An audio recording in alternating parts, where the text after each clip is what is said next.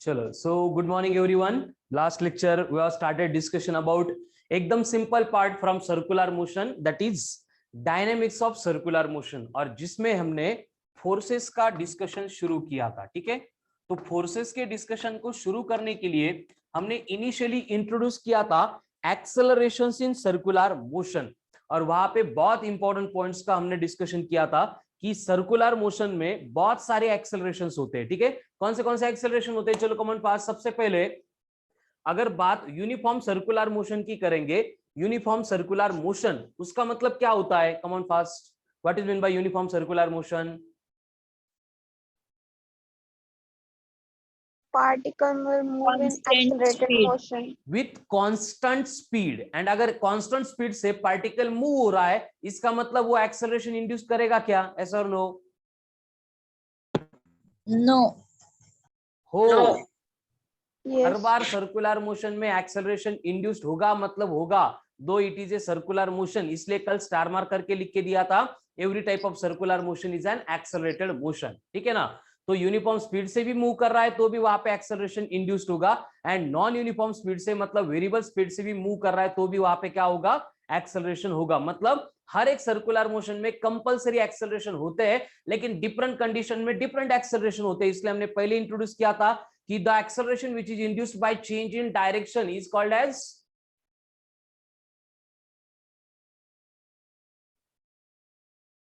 सरले.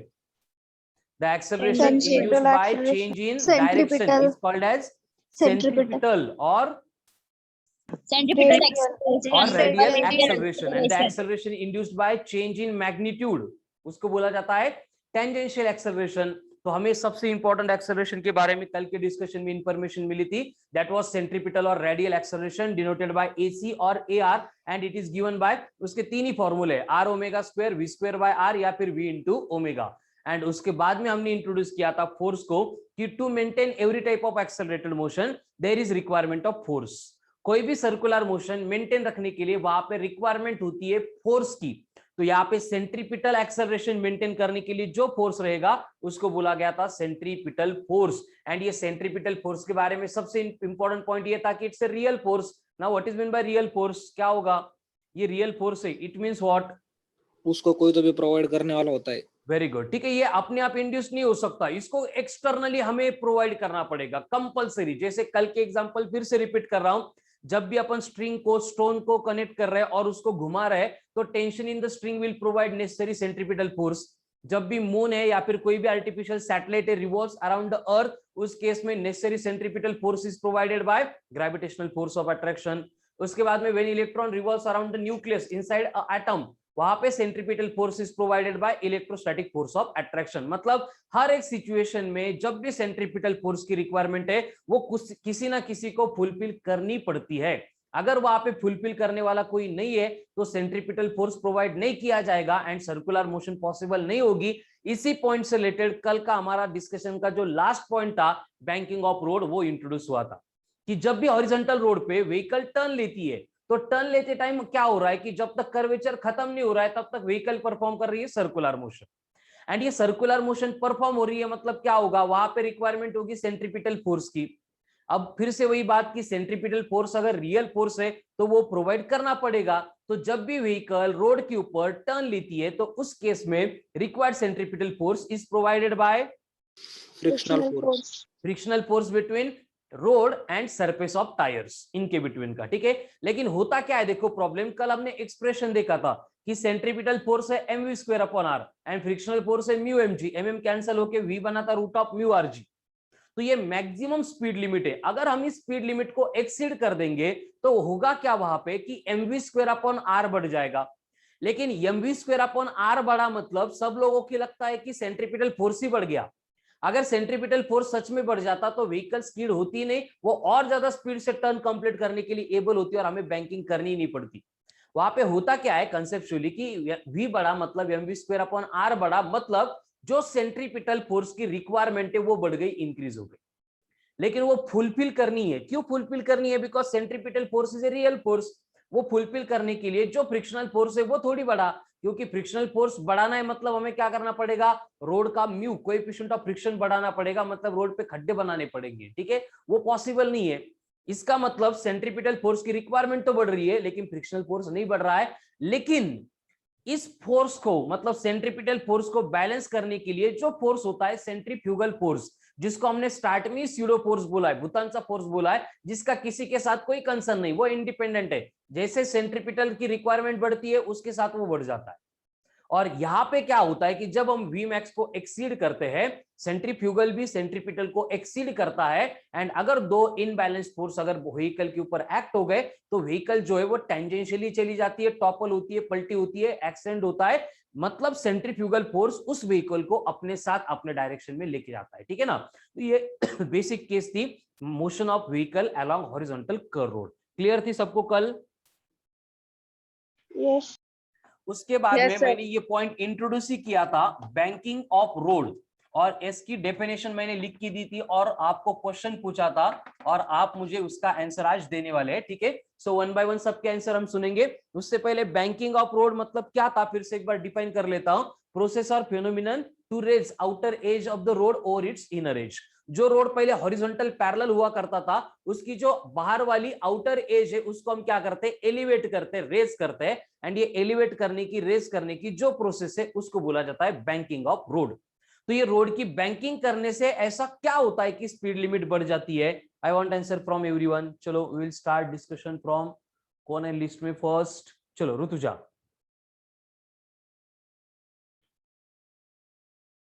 ठीक है, जिसको बोलना है वो बोला आंसर, जिसको समझ में आया था क्वेश्चन का आंसर। सर ते सेंट्रीपिटल फोर्स वाढवतो. सेंट्रीपिटल फोर्स वाढतो, कृष्णा व्हेरी गुड, हाऊ? ते सेंट्रीफ्युगल कमी होतो ना. नाही, सेंट्रीपिटल वाढतो, व्हेरी गुड, करेक्ट तुझा आन्सर, बट कसा वाढतो? सर प्रणव सर सेंट्रीपिटल फोर्सची जी नीड आहे का, ती आपल्याला पहिले फ्रिक्शनल फोर्स पहिले पुरवित होता, पण आता फ्रिक्शनल फोर्स आणि बँकिंग ऑफ रोड केल्याने horizontal component of normal reaction हा दोघं मिळून फुलफिल करतात. वेरी गुड, ये आंसर सब लोग सुन लो, वही मैं आगे एक्सप्लेन करने वाला। देखो कंडीशन क्या है कि रोड की बैंकिंग करने से ऐसा नहीं होता कि व्हीकल पलटी व्हायला लागली एंड जो आउटर एज को मतलब रेस किया था ती सपोर्ट प्रोवाइड करती गाड़ी पड़ू नहीं म्हणून, ऐसा नहीं होता यार। वहां पे होता क्या एक्चुअल, देखो एकदम सिंपल प्रोसेस है कि पहले रोड ऐसे हॉरिजॉन्टल हुआ करता था, जो कल के लेक्चर में हमने एक्सप्रेशन डिराइव किया था। यहाँ पे उस हॉरिजॉन्टल रोड पे ये व्हीकल है जो मूव होने वाली है, तो इसमें होता क्या है कि जो वेट है इसका mg वो वर्टिकली डाउनवर्ड एक्ट होता है, एंड जो नॉर्मल रिएक्शन है वो वर्टिकली अपवर्ड एक्ट होती है, एक दूसरे को बैलेंस करते थे, इनका काम खत्म होता था। जो फ्रिक्शनल फोर्स यहाँ पे बचा है, जो फ्रिक्शनल फोर्स यहाँ पे बचा है, वही हमें क्या करता था, सेंट्रीपिटल फोर्स प्रोवाइड करता था। लेकिन एट द स्टार्ट इसकी वजह से बहुत प्रॉब्लम आने लगे कि ये स्पीड लिमिट इतनी कम थी कि उतनी स्पीड लिमिट से रोड पे मतलब टर्न लेना हर बार पॉसिबल ही नहीं था। इमेजिन करो मुंबई पुणे एक्सप्रेसवे है जहां पे नॉर्मली व्हीकल की स्पीड 120-140 किलोमीटर पर आवर होती है, एंड सडनली वहां पे कोई टर्न आ गया एंड टर्न पे स्पीड लिमिट आपको दी गई 10 किलोमीटर पर आवर। पहली बात, एक तो व्हीकल कंट्रोल नहीं होगी, अगर खुद की व्हीकल कंट्रोल हो गई, मागचे व्हीकल कंट्रोल नहीं होणार, जेवढे ऍक्सिडेंट मतलब टॉपल होके नहीं होने वाले थे उससे ज्यादा एक्सीडेंट इसकी वजह से, स्पीड लिमिट की वजह से हो जाएंगे। तो इसके ऊपर हमें क्या करना था, मतलब कुछ तो सोल्यूशन फाइंड करना था, लेकिन जो बेसिक सोल्यूशन था v equal to root of mu R G के अलाउंग, म्यू को बढ़ाना पॉसिबल नहीं है, आर को बढ़ाना पॉसिबल नहीं, जी के बारे में तो हम सोचते भी नहीं है, ठीक है। तो दूसरा कुछ तो हमें वे फाइंड करना था। फिर ऐसे सोचते सोचते हमारे दिमाग में आ गया कि अगर हमें स्पीड लिमिट बढ़ानी है, इसका मतलब हमें क्या करना पड़ेगा कि ये सेंट्रीपिटल फोर्स की रिक्वायरमेंट जो है वो फुलफिल करने के लिए जो फ्रिक्शनल फोर्स है जो पहले से कम है उसको बढ़ाना पड़ेगा। लेकिन फ्रिक्शनल फोर्स को हम प्रैक्टिकली बढ़ा नहीं सकते, इसलिए हमने कॉमन फिजिक्स की बेसिक चीजें यहाँ पे अप्लाई कर दी और क्या किया, इस हॉरिजॉन्टल रोड को इस तरह से एलिवेट कर दिया और इसकी जो आउटर एज है ऐसे रेज कर दी और its inner edge by an inclination of theta, और इस इंक्लिनेशन ऑफ थीटा को बोला जाता है एंगल ऑफ बैंकिंग। अब ये एंगल ऑफ बैंकिंग मतलब क्या है, डायग्राम से आप डिफाइन कर सकते हो, angle made by surface of A road, ये रोड का सरफेस है, angle made by surface of A road with the horizontal. अब ऐसे करने से हुआ क्या, देखो दोनों में कंपेयर करो, समझने के लिए इजी जाएगा। अब कंडीशन क्या है कि ये व्हीकल है, बस देखो यहाँ पे व्हीकल ऐसी घसरत नहीं खाली, वो सामने आ रही है, टर्न है, ऐसा ऐसा टर्न कंप्लीट हो रहा है, ठीक है ना। तो इस टर्न के ऊपर बस ये आउटर एज जो हमने रेज किया है, वहां पे क्या होगा, जो बेसिक रूल है कि weight always act in vertically downward direction mg, तो डाउनवर्ड डायरेक्शन में ही एक्ट होगा। लेकिन जो नॉर्मल रिएक्शन होती है उसका नाम ही नॉर्मल है, नॉर्मल का मतलब परपेंडिकुलर है, जो ऑलवेज सरफेस को नॉर्मल यानी सरफेस को परपेंडिकुलर यानी सरफेस के साथ 90 डिग्री एंगल बना के एक्ट होती है, मतलब ये नॉर्मल रिएक्शन अब यहाँ पे जाएगी। अगर ये इंक्लिनेशन थीटा है तो फ्रॉम ज्योमेट्री हम ये प्रूव कर सकते हैं कि ये भी एंगल थीटा है। तो अब हुआ क्या कि ये नॉर्मल रिएक्शन mg को बैलेंस नहीं कर रही है, समझ में आ रहा है ना। ये नॉर्मल रिएक्शन अगर mg के एग्जैक्टली अपोजिट डायरेक्शन में एक्ट होती तो ये पूरा बैलेंस करती। अब बैलेंस कौन कर रहा है अगर नॉर्मल रिएक्शन नहीं कर रही है तो कर रहा है ये नॉर्मल रिएक्शन का कंपोनेंट। थीटा का एडजेसेंट कंपोनेंट कौन सा होता है, n cos theta। Very n good. cos तो ये theta। बनेगा n into cos of theta, और दूसरा कंपोनेंट लेना पड़ेगा, वो बनेगा n into sin theta। Sine theta. समझ रहा है सबको। अब कंडीशन क्या हो गई, देखो यहाँ पे mg को बैलेंस करने के लिए n की जगह पे कौन आ गया, n cos थीटा आ गया। क्लियर? yes sir। अब साइमल्टेनियसली क्या होगा, देखो कि यहाँ पे जो फ्रिक्शनल फोर्स है वो सरफेस को पैरेलल एक्ट होता है ऑलवेज। तो ये एंगल थीटा है तो फिर से ये एंगल भी थीटा होगा, यानी कि ये अगर फ्रिक्शनल फोर्स F है तो इसका अगर मैं कंपोनेंट यहाँ पे लूंगा तो ये बनेगा F cos थीटा, एंड इसका दूसरा कंपोनेंट जो डाउनवर्ड जाएगा वो बनेगा F इंटू साइन थीटा। देखो डायग्राम समझ में आ रही है, मैंने कुछ भी नहीं किया है, सिर्फ इंक्लाइन सरफेस था इसलिए नॉर्मल रिएक्शन को एंड फ्रिक्शनल फोर्स को कंपोनेंट्स में सेपरेट किया है, रिजॉल्व किया है। थीटा का एडजेसेंट हमेशा cos थीटा होता है, इसलिए यहाँ पे cos थीटा, यहाँ पे cos theta, remaining sin theta sin theta. समझ रहे सब लोग? अब दोनों डायग्राम में कंपेयर करेंगे। यहाँ पे क्या था कि जो भी हमें सेंट्रीपिटल फोर्स की रिक्वायरमेंट थी वो प्रोवाइड करने वाला सिर्फ फ्रिक्शनल फोर्स था। यहाँ पे कौन कौन है, यहाँ पे जो सेंट्रीपिटल फोर्स की रिक्वायरमेंट है वो फुलफिल करने के लिए ये फ्रिक्शनल फोर्स का कंपोनेंट तो है ही है, उसके साथ में ये नॉर्मल रिएक्शन का कंपोनेंट भी ऐड हो रहा है। मतलब कि देखो क्या होगा, नॉर्मल रिएक्शन n किसके ऊपर डिपेंड करता है, n always equals to mg होता है। मतलब व्हीकल का अगर मास बढ़ेगा नॉर्मल रिएक्शन बढ़ेगी, नॉर्मल रिएक्शन बढ़ेगी इसका मतलब क्या होगा कि जो फ्रिक्शनल फोर्स यहाँ पे सेंट्रीपिटल फोर्स प्रोवाइड करने वाला है उसके साथ में जो कंपोनेंट ऐड हो रहा है वो भी बढ़ेगा। इसका मतलब अब अकेला फ्रिक्शनल फोर्स नहीं है, फ्रिक्शनल फोर्स के साथ में जो व्हीकल जाने वाली है उसी की नॉर्मल रिएक्शन है। कितना सिंपल है देखो, मतलब फिजिक्स अप्लाई करके इतना बड़ा क्वेश्चन हमने कितने सीधे तरीके से सॉल्व कर दिया कि फिर वहां पे कार है छोटी सी या फिर एकदम 40 टायर वाली ट्रक भी पास हो रही तो भी फर्क नहीं पड़ेगा। सेम पार्ट एप्लीकेबल साइकिल के लिए भी होता है, सेम पार्ट एप्लीकेबल ट्रेन के लिए भी होता है। मतलब व्हीकल कौन सी जा रही है उसके ऊपर डिपेंड ही नहीं करेगा, क्योंकि उसी व्हीकल का जो मास होगा उसकी वजह से जो वेट एक्ट होगा उसकी जो नॉर्मल रिएक्शन रहेगी वही जाके सेंट्रीपिटल फोर्स प्रोवाइड करने वाली है। मतलब इतने कॉम्प्लिकेटेड क्वेश्चन का हमारे फिजिक्स ने इतना बेसिक सिंपल सॉल्यूशन प्रोवाइड किया है। समझ रहा है सबको? बैंकिंग करने से स्पीड लिमिट क्यों बढ़ने वाली, कितनी बढ़ेगी वो आएगा अभी, लेकिन ये पार्ट क्लियर हो गया बेसिक कि बैंकिंग करने से स्पीड लिमिट क्यों बढ़ती है। एकदम बेसिक है, देखो क्यों बढ़ी, क्योंकि हमें सेंट्रीपिटल फोर्स की रिक्वायरमेंट फुलफिल करने के लिए अब फ्रिक्शनल फोर्स के साथ में नॉर्मल रिएक्शन का कंपोनेंट मिला है। Clear? Yes sir. yes sir। अब आगे का डेरिवेशनल पार्ट है, कुछ खास इंपॉर्टेंट नहीं है, ठीक है ना। कुछ स्टेप में लिख के देता हूं, कुछ स्टेप हम स्किप करेंगे जो काम की नहीं है। यहाँ पे एक इक्वेशन तो बन गया कि ये दोनों मिला के क्या करेंगे, सेंट्रीपिटल फोर्स प्रोवाइड करेंगे। उसी तरह से हम लिख सकते हैं कि n cos theta is balanced bye f sin theta plus mg। अगर मैं इसको यहाँ पे लेके आऊंगा तो ये mg क्या बनेगा, mg बनेगा n into cos of theta minus f into sine theta. ठीक है, ये इक्वेशन नंबर सेकंड है। एक मिनट,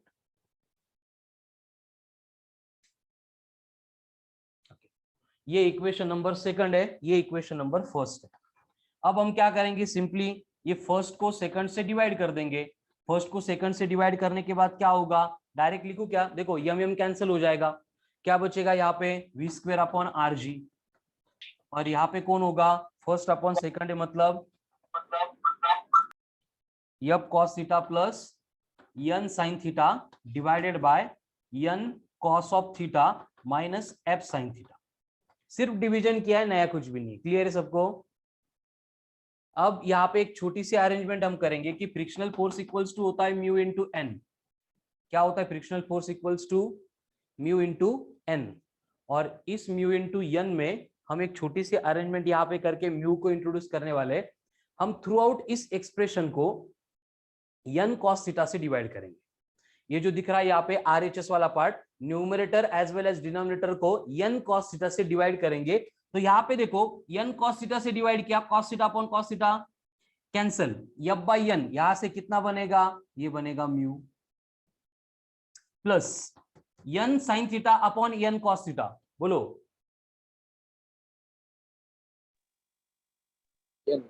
एन कैंसिल होके sine theta upon cos theta, मतलब ये बना tan of theta, divided by N cos theta upon N cos theta 1, F sine theta upon N cos theta, sine upon cos tan, F by N मतलब mu, ये बना mu into tan of theta. ये किसकी value है, V square upon R G की। ठीक है, इसका एक स्क्रीनशॉट ले लो।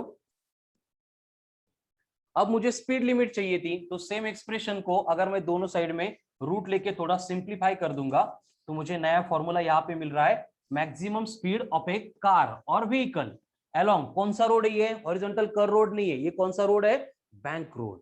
और कितनी बनेगी, ये वी स्क्वायर इक्वल्स टू बनेगा R G in bracket mu plus tan of theta divided by 1 minus mu tan of theta by taking root on both side.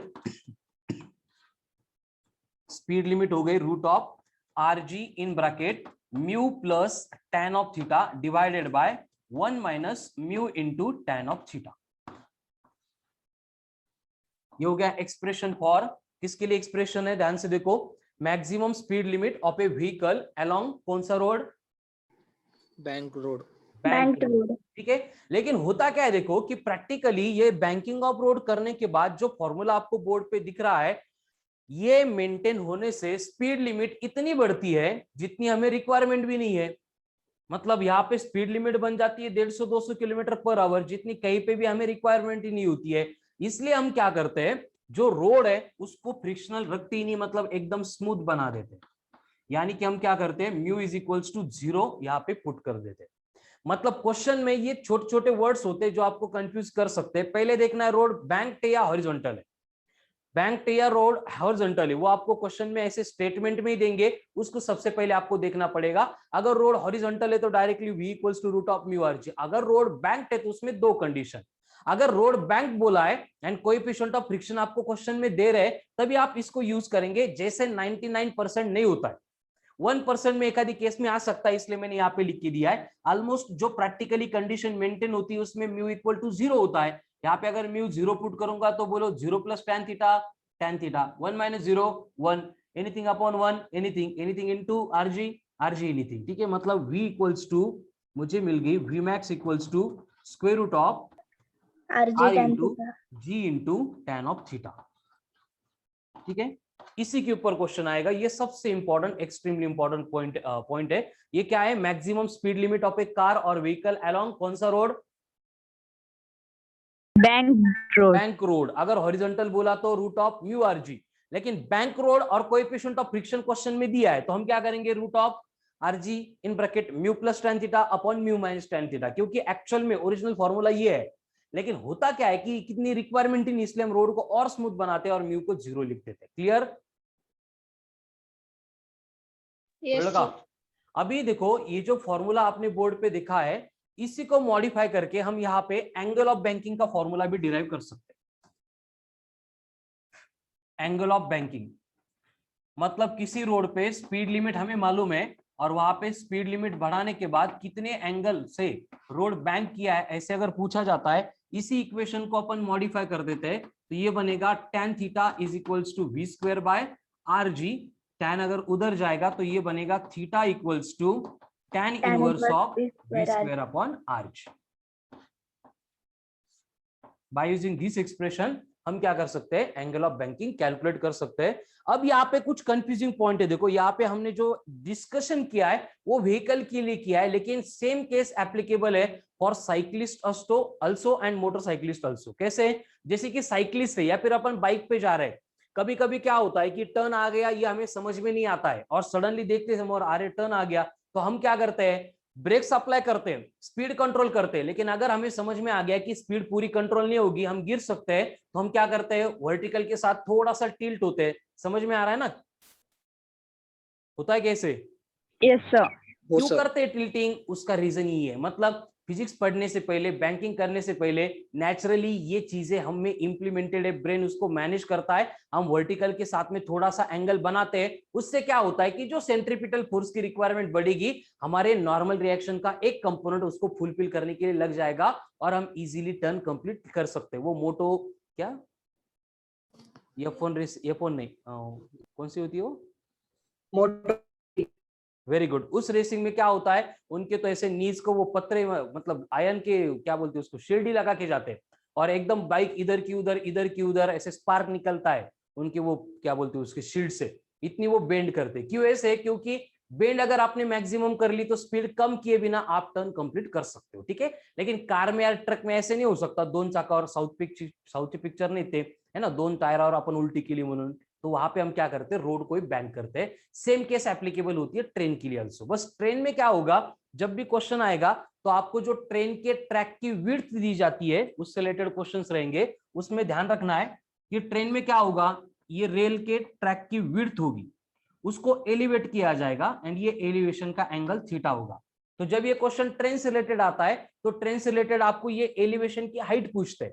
हम बाकी पूरी प्रोसेस सेम अप्लाई करेंगे, थीटा कैलकुलेट करेंगे, tan theta क्या होगा, opposite upon adjacent, तो opposite क्या बनेगा, एडजेसेंट इनटू tan थीटा, और वहां पे हम ये एलिवेशन कैलकुलेट कर सकते हैं। उसमें याद रखना है कि ट्रेन का जो गेज है वो तीन टाइप का होता है, एक मीटर गेज, एक ब्रॉड गेज एंड एक नैरो गेज। मीटर गेज मतलब जिसकी विड्थ 1 मीटर है, मतलब हम ये जो बेस है, एडजेसेंट साइड है, इसकी लेंथ 1 मीटर लेंगे। अगर नैरो एंड ब्रॉड उन्होंने बोला है तो वो उसकी लेंथ कितनी लेनी वो प्रोवाइड करेंगे, ठीक है। So this is all about banking of road and angle of banking. Clear है सबको? Yes, sir. Now इसी से रिलेटेड एक पॉइंट आता है, that is क्या होता है वो, मौत का कुआं, death of well. Death of well का, well of death, well of Well of जो बोलना है वो बोलो। well of हाँ, death. हम मौत का कुआं बोलते हैं, ठीक है। उसमें क्या होता है, क्या होता है मौत के कुएं में, कर्णपुरा, प्रणव, हो सर. ऐसे क्या होती है, एक वेल होती है जिसमें वो बाइकर होते हैं, वो क्या करते हैं, ऐसे हॉरिजॉन्टल प्लेन में गोल गोल बाइक घुमाते हैं। क्यों घुमा सकते हैं, क्यों पॉसिबल है? एकदम सिंपल केस है, देखो होता क्या है कि ये उनकी बाइक है, एज्यूम करो किसी भी मूवमेंट पे जब वो गोल गोल चक्कर मार रहे हैं, तो होता क्या है कि उनका जो वेट होगा बाइक का और उनका कंप्लीटली, वो ऑलवेज एक्ट होगा इन वर्टिकली डाउनवर्ड डायरेक्शन, ये कभी चेंज नहीं होगा, ठीक है। mg नीचे एक्ट होगा, लेकिन इसको गिरने कौन नहीं देता है, उन दोनों के बिटवीन का फ्रिक्शनल फोर्स। कौन नहीं गिरने देता है, उन दोनों के बिटवीन का फ्रिक्शनल फोर्स। देखा है कभी वो वेल को कैसे होती है, Yes, sir. एकदम स्मूथ नहीं होती है, वो वुडन की प्लेट्स होती है, उसमें डिस्टेंस गैप होता है, मतलब फ्रिक्शनल फोर्स उन्होंने इंक्रीज किया होता है वहां पे, ठीक है। और वहां पे होगा क्या कि जो नॉर्मल रिएक्शन होती है, फिर से वही केस, नॉर्मल रिएक्शन मतलब परपेंडिकुलर, मतलब वो ऑलवेज एक्ट होगी कहां पे, सरफेस को परपेंडिकुलर, मतलब 90 डिग्री एंगल बना के। तो नॉर्मल रिएक्शन क्या होती है, इस डायरेक्शन में एक्ट होती है, जो आगे जाके क्या करेगी, सेंट्रीपिटल फोर्स को प्रोवाइड करेगी। ये मौत का कुआं है, वेल ऑफ डेथ है, या फिर डेथ ऑफ वेल है। समझा इसमें क्या हो रहा है फिर? Yes, sir. तो नॉर्मल रिएक्शन अगर सेंट्रीपिटल फोर्स प्रोवाइड कर रही है तो उसमें कोई डरने की जरूरत ही नहीं है। तो हम यहाँ पे लिख सकते हैं कि F is equals to mg, but F का मतलब कौन है, म्यू इंटू n, और यहाँ पे जो नॉर्मल रिएक्शन दिख रही है आपको n, ये कितनी है, mv स्क्वायर अपॉन r है। अगर इन दोनों को डिवाइड कर देंगे तो क्या होगा, F by n is equals to बनेगा m into V square by r into, उल्टा हो गया, इन दोनों को अगर डिवाइड करेंगे तो ये क्या होगा, F upon n is equals to mg upon mv square upon का r मल्टीप्लाई हो जाएगा, तो यम यम कैंसल, मतलब ये क्या बना, rg अपॉन v स्क्वायर। कळलं का? Yes, sir. डिवीजन की है, देखो बहुत डिफिकल्ट स्टेप थी डिवीजन की। और यहाँ पे f की मतलब कौन है, म्यू इंटू n, तो यहाँ पे mu into n upon n, ये क्या बचेगा यहाँ पे, rg अपॉन v स्क्वायर, तो n कैंसिल होके अगर इसको रीअरेंज करेंगे तो वी स्क्वायर इक्वल्स टू कितना बनेगा, rg अपॉन म्यू। तो यहाँ पे जो स्पीड लिमिट बनती है वो कितनी बनेगी, √RG/μ। मतलब यहाँ पे अगर चक्कर कंप्लीट करना है तो हम भी जाके बाइक आराम से घुमा सकते हैं, ठीक है ना, लेकिन प्रैक्टिस नहीं है एंड डेयरिंग नहीं, इसलिए हमें नहीं पॉसिबल होगा, वो बचपन से वही करते हैं। लेकिन अगर ये स्पीड मेंटेन करेंगे √RG/μ, तो कोई भी अगर चलाएगा, फिर 2 व्हीलर हो 4 व्हीलर हो कोई फर्क नहीं पड़ेगा, ठीक है ना। वो 4 व्हीलर भी घुमाते हैं, हम ट्रेन भी घुमा सकते हैं अगर इतनी स्पीड मेंटेन हो गई तो। ये क्या था, डेथ ऑफ व्हील और व्हील ऑफ डेथ। क्लियर है? Yes. इसके बाद में नेक्स्ट पॉइंट हम यहाँ पे लेके आने वाले, which is again most important, very important, that is conical pendulum. Pranav, क्या है conical pendulum? Sir, it is a simple pendulum which is provided with such a motion that bobs describes horizontal circle and spring describes cone. Very good. Conical pendulum, उसके definition में पहला ही word है, it is a simple pendulum. खत्म। Simple pendulum मतलब हमें मालूम है कि क्या होता है, ऐसे एक रिजिड सपोर्ट, उसको स्ट्रिंग कनेक्ट करते हैं, नीचे एक वेट होता है जिसको बॉब बोला जाता है, इधर खींचते छोड़ देते हैं और ये स्ट्रेट लाइन पाथ के अलोंग अपनी मोशन परफॉर्म करता है। ये बना सिंपल पेंडुलम। यहाँ पे हम एडिशन में क्या लेके आ रहे हैं, देखो कि ऐसे एक रिजिड सपोर्ट होगा, इस रिजिड सपोर्ट को एक स्ट्रिंग कनेक्ट करेंगे, स्ट्रिंग को ये वेट हम कनेक्ट करेंगे और इसको हम ऐसे स्ट्रेट लाइन पाथ को घुमाने से ऐसे सर्कुलर पाथ में घुमाएंगे, ठीक है। इसलिए डेफिनेशन में आगे बोला है कि it is a simple pendulum. फक्त चेंज क्या हो रहा है, it is provided with such a motion that string describe cone and Bob describes horizontal circle. मतलब हम उसको ऐसे घुमा रहे हैं, ठीक है, ऐसे सिंपल पेंडुलम ऐसे घूमता है, हम इसको पकड़ के ऐसे सर्कुलर पाथ में घुमा रहे हैं, ये बनेगा कोनिकल पेंडुलम, ठीक है। तो इस तरह से बॉब की ये एक पोजीशन, ये दूसरी पोजीशन, एंड इन दोनों को कनेक्ट करेंगे तो ये बना हॉरिजॉन्टल सर्कल, ठीक है। ये इस पाथ के ऊपर एक्चुअल में मूव होने वाला था। यहां से यहां तक ये जो डिस्टेंस है इसको बोला जाएगा एल। एल का मतलब लेंथ ऑफ सिंपल पेंडुलम। यहाँ पे जो एंगल थीटा, ये थीटा बनेगा, क्या है थीटा, कोन का आधा एंगल, मतलब semi vertical angle of the cone. Then इस बॉब की सर्कुलर मोशन प्रोवाइड क्यों होगी, कंप्लीट क्यों होगी, क्योंकि स्ट्रिंग में टेंशन होगा और ये टेंशन ऑलवेज एक्ट होता है टुवर्ड द रिजिड सपोर्ट। इस तरह की सिचुएशन है। तो अगर हम कोई भी एक रैंडम रेफरेंस ये पोजीशंस लेंगे तो यहाँ पे हमें मालूम है कि इस बॉब का जो वेट है mg, ये एक्ट होने वाला है इन वर्टिकली डाउनवर्ड डायरेक्शन। लेकिन यहाँ पे जो वेट mg है इसको बैलेंस करने के लिए डायरेक्ट कोई नहीं है, लेकिन हमें मालूम है कि टेंशन की वजह से ये बॉब नीचे नहीं गिरता है, इसलिए फिर से हम इसके कंपोनेंट्स लेंगे टेंशन के। अगर ये एंगल थीटा है तो ये एंगल थीटा, थीटा का adjacent component T cos theta. तो यहाँ पे जो रिमेनिंग कंपोनेंट होगा कौन रहेगा, T sin theta. तो ये T sin थीटा यहाँ पे क्या प्रोवाइड कर रहा है, mv square upon r. Circular motion perform हो रही है, मतलब सेंट्रीपिटल फोर्स प्रोवाइड कर रहा है। देखो डायग्राम समझ में आती है क्या? Yes sir. ओके, डायग्राम में मुझे बोलो आप, T का मतलब क्या है, what is T? Tension in the string. Tension in the string. What is theta?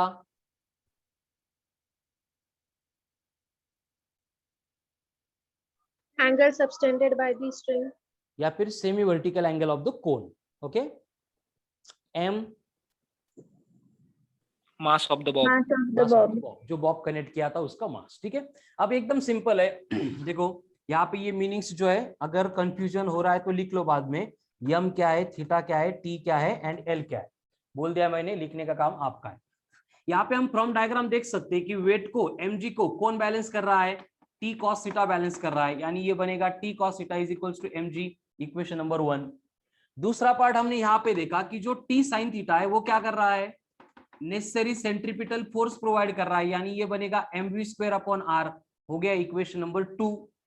अगर मैं यहाँ पे सेकंड इक्वेशन को फर्स्ट इक्वेशन से डिवाइड करूंगा तो क्या होगा, टी कैंसिल होके sine theta upon cos theta बनेगा tan of theta, M cancel होके ये बनेगा v square upon R G. Again simplify करेंगे तो मुझे यहाँ पे लीनियर वेलोसिटी के लिए एक्सप्रेशन मिल गया, that is v equals to square root of R G tan of theta.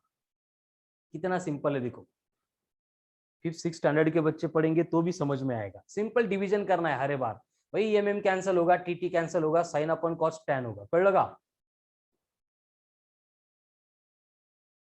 हो सर। चलो आगे, ये लीनियर वेलोसिटी का फॉर्मूला मिल गया। अभी हम क्या करेंगे, यहाँ पे v इक्वल्स टू होता है r into omega. And diagram के ऊपर से tan थीटा को हम पुट करेंगे। अगर ये सर्कल है तो यहां से यहां तक का डिस्टेंस मतलब रेडियस होता है। मतलब मुझे यहाँ पे एक ट्रायंगल दिख रहा है। अब ये ट्रायंगल की ये साइड मतलब रेडियस है, ये मतलब लेंथ है, एंड ये एंगल थीटा है। यहां से मुझे tan थीटा चाहिए, तो बोलो tan थीटा इक्वल्स टू क्या होगा?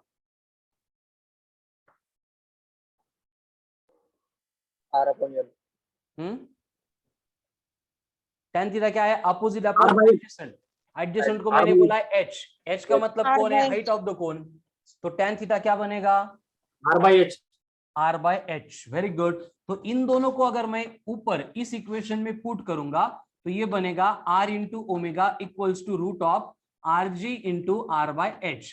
Now squaring on both side, इसका स्क्वायर बनेगा आर स्क्वायर ओमेगा स्क्वायर। यहाँ पे रूट निकल जाएगा, मतलब ये बनेगा R square into G upon H. R square cancel होगा, अगेन रूट लेंगे तो ओमेगा मिल गई root of ji by H. क्या है ओमेगा यहाँ पे?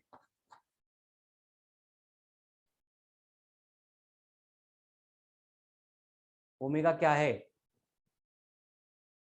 Angular velocity. Angular velocity. तो लीनियर वेलोसिटी आ गई है root of R G tan theta, angular velocity आ गई omega equals to root of ji by h. ये फॉर्मूला कभी मतलब रिलेटेड नहीं है ना, तो जल्दी से इसको भूल जाते हैं। कोनिकल पेंडुलम में angular velocity is given by omega equals to root of ji by H. Clear है दोनों? Yes sir. ओके ठीक है। अब इसके बाद में कोनिकल पेंडुलम से related next very important point आता है, that is periodic time of conical pendulum. Periodic time of conical pendulum. अब periodic time of conical pendulum के लिए यहाँ पे हमने जो v equals to root of r into g into tan of theta ये फॉर्मूला यूज किया था, इसको थोड़ा सा हम यहाँ पे मॉडिफाई करेंगे, ठीक है? या फिर हम ठीक है, v is equals to r into omega. तो ओमेगा इक्वल्स टू क्या बनेगा?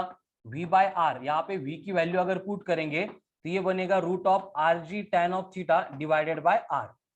ओमेगा इक्वल्स टू, अब ये डिनोमिनेटर का r है, मुझे इसको स्क्वायर रूट में लेके जाना है, तो क्या करना पड़ेगा?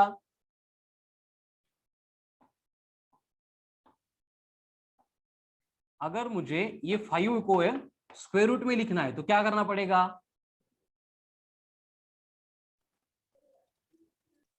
रूट 25। रूट ऑफ 25 मतलब उसका स्क्वायर करना पड़ेगा। Yes sir. उसी तरह से ये r अगर मुझे स्क्वायर रूट में लेके जाना है तो मुझे उसका R स्क्वायर square। करना पड़ेगा। क्लियर?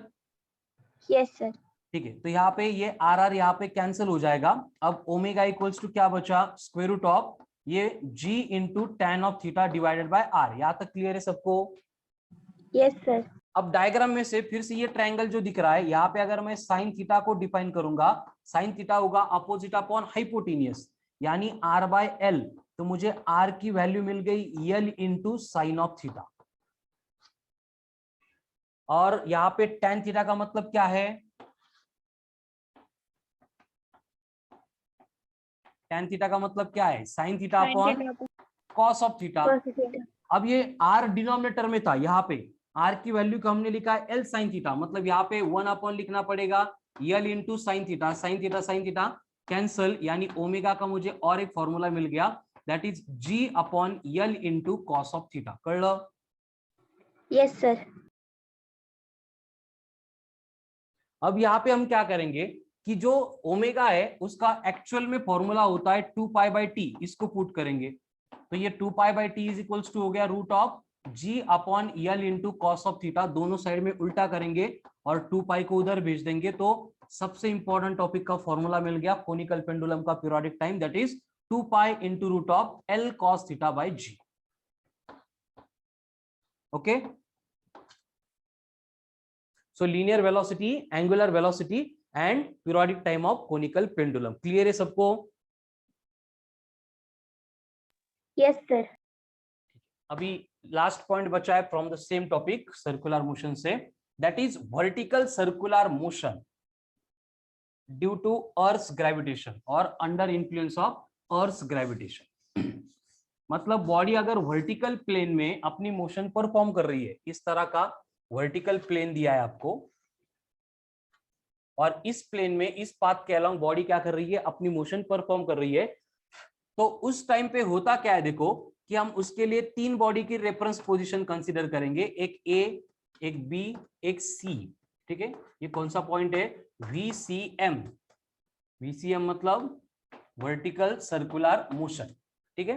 तो यहाँ पे हमने ABC ऐसे 3 पॉइंट लिए। कंडीशन ये देखो कि ये वर्टिकल प्लेन में है, इसका मतलब A एंड C दोनों की लेवल डिफरेंट है। लेवल डिफरेंट है मतलब वहां पे एक्सेलरेशन ड्यू टू ग्रेविटी का भी वेरिएशन होता है, पोटेंशियल एनर्जी का भी वेरिएशन होता है। इसलिए यहाँ पे जो वेलोसिटी है, जो एनर्जी है, जो टेंशन है, वो भी क्या होते, चेंज होते, वेरी होते। क्लियर है? तो वो कैसे चेंज होते हैं उसके लिए हमें यहाँ पे कुछ एक्सप्रेशन देखना है। तो कंडीशन क्या होगी, देखो कि कोई भी एक बॉडी है, जैसे हमने बकेट है उसमें पानी लिया और उसको गोल गोल घुमा रहे, या फिर स्ट्रिंग है उसको स्टोन कनेक्ट किया और उसको गोल गोल घुमा रहे, ठीक है। कोई भी एग्जांपल ले लो, या फिर वो जायंट व्हील होता है ना, कर्णपुरा दत्रा, आकाश पालना, वो खुद सर्कुलर मोशन प्रोवाइड नहीं करता है, वो रोटेशनल मोशन प्रोवाइड करता है, लेकिन उसमें जो बैठे हुए लोग है, जो पर्सन है, he is performing circular motion there, ठीक है। तो उसी तरह की एग्जांपल हम कंसीडर कर रहे हैं कि जब बॉडी जो सर्कुलर मोशन परफॉर्म कर रही है ए के ऊपर होगी, तो कंडीशन क्या है, उसका जो वेट है mg, ये एक्ट होगा इन डाउनवर्ड डायरेक्शन। जिस मीडियम से, जिस स्ट्रिंग से वो कनेक्टेड है टू द सेंटर, वहां पे हम क्या करेंगे, इसमें डेवलप होने वाला जो टेंशन है उसको T1 बोलते हैं, वो अपवर्ड एक्ट होगा। यानी कि पॉइंट ए के ऊपर, ए मतलब कौन है, बॉटम मोस्ट पोजीशन, तो यहाँ पे हम लिख सकते हैं कि एट पॉइंट ए के ऊपर होता क्या है कि ये T1 एंड mg दोनों एक्ट हो रहे हैं अपोजिट डायरेक्शन में, इसलिए लिया उनका subtraction, they will provide necessary centripetal force mv1 upon r। अब मुझे यहाँ पे बोलो T1 का मतलब क्या है? टेंशन। टेंशन कहाँ पे? एट बॉटम मोस्ट पॉइंट मतलब A। V1 का मतलब क्या है? Linear velocity. Linear velocity at A, ठीक है। R मतलब रेडियस, वो कांस्टेंट रहेगी। G मतलब एक्सेलरेशन, वो भी कांस्टेंट रहेगा, ठीक है। सेम कंडीशन अगर हम C के ऊपर कंसीडर करेंगे, तो C के ऊपर होता क्या है कि mg भी नीचे, यहाँ पे जो एक्ट होने वाला है टेंशन वो भी नीचे, इसका मतलब क्या होगा, एट पॉइंट B के ऊपर ये T2 प्लस mg दोनों मिला के क्या करेंगे, सेंट्रीपिटल फोर्स प्रोवाइड करेंगे। बस यहाँ पे V1 की जगह पे कौन आएगा, V2 आएगा। समझ रहे दोनों इक्वेशंस? Yes sir. अब इन दोनों इक्वेशंस को अगर सिंप्लीफाई करेंगे, तो यहाँ पे सिंप्लीफिकेशन की जो स्टेप है वो कुछ खास इंपॉर्टेंट नहीं है, बस एक पॉइंट हमें कंसीडर करना पड़ता है कि एट C जो टेंशन है T2 वो अगर 0 हो गया, इसका मतलब क्या होगा कि जो टॉप मोस्ट पोजीशन पे बॉडी मोशन में थी, it will just complete the circle. अगर ये टेंशन 0 हो गया, इसका मतलब क्या होगा, वहां पे एक मिनिमम वेलोसिटी है जहां पे ये बॉडी जो है सर्कल कंप्लीट कर ही लेगी। समझ में आ रहा है ना? उससे अगर वेलोसिटी थोड़ी सी कम हो गई तो वहां पे सर्कल कंप्लीट नहीं होगा, वो बॉडी डायरेक्ट नीचे गिर जाएगी, ठीक है। तो ये एक स्टैंडर्ड कंडीशन है कि टॉप मोस्ट पोजीशन पे अगर टेंशन 0 बन गया तो वहां पे मिनिमम वेलोसिटी होती है, जिसको मैं V2 बोलता हूं, और that will become root of RG। वही कंडीशन अगर मैं बॉटम के लिए अप्लाई करूंगा, तो यहाँ पे हम एनर्जी कंजर्वेशन करते हैं, लेकिन उसकी स्टेप कुछ इंपॉर्टेंट नहीं है, तो मैं यहाँ पे डायरेक्टली बस वैल्यू लिख देता हूँ बॉटम पे, और बॉटम पे जो स्पीड है उसको हमने V1 बोला है, तो ये स्पीड होती है रूट ऑफ 5RG। एंड यहाँ पे जो आपको पॉइंट दिख रहा है ये A था, मिडवे वाला, जिसको अपन यहाँ पे B बोलेंगे, वहां पे जो स्पीड है V3, ये बनेगी रूट ऑफ 3RG, ठीक है।